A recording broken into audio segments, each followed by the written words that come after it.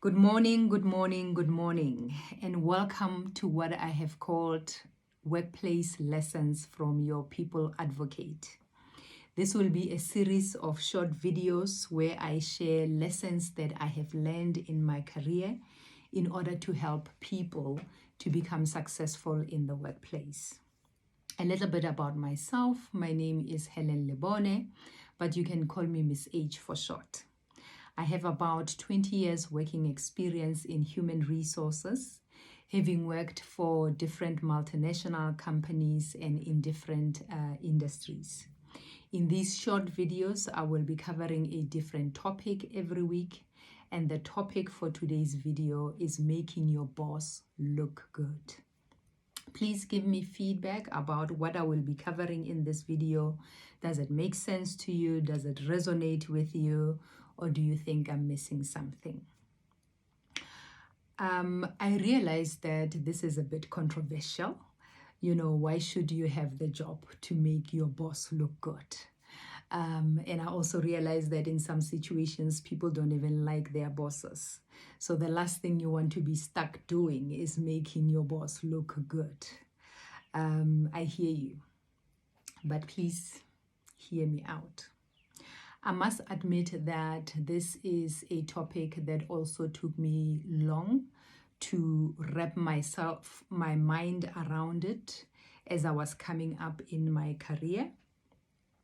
I just always used to think that if I do a good job in my role, that should kind of be enough, but I found out that it's not.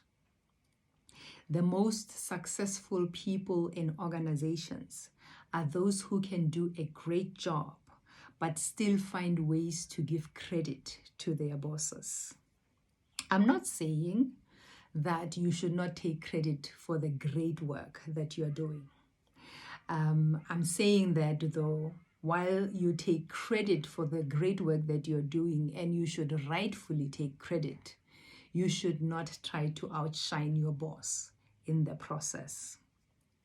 And I've seen this tendency or this kind of behavior in situations where people either do not like their bosses or do not get along with their bosses, or they don't think highly of their bosses' capabilities, so they tend to want to outshine them.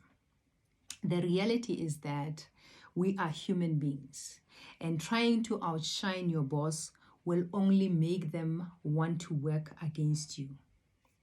I am a strong believer that if you are a great performer, either your manager themselves or other leaders within the company will see the good work that you do. And sooner or later, you will be recognized and rewarded for that. Remember that whether you like it or not, you need your manager to succeed, to get that salary increase, to get that promotion. You need your manager to make a motivation on your behalf, to make a case on your behalf. So, don't shoot yourself in the foot by making your manager feel inferior. Be strategic. And you know what? It can happen that indeed you are a better performer than your manager. The work that you do is of better value than what your manager does. But trying to outshine your manager is not going to get you the things that you need to succeed. Once again, be strategic. I would say collaborate with your manager. Contribute to the success of your team, contribute to the success of the company. And if your manager is a good human being, they will have no choice but to recognize you. And if they don't recognize you, sooner or later there will be a manager that says, but what about this one? They've done this and this and that. Why are they not being recognized? Why are they not getting ahead?